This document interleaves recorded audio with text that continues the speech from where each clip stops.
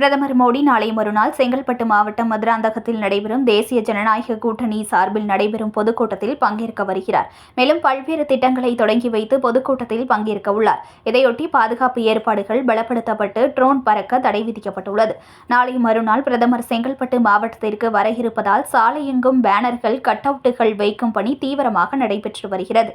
மேலும் பிரம்மாண்டம் மேடை அமைக்கும் பணி நாளை தயார் நிலையில் வைக்கப்படும் என்று கூறப்படுகின்றது.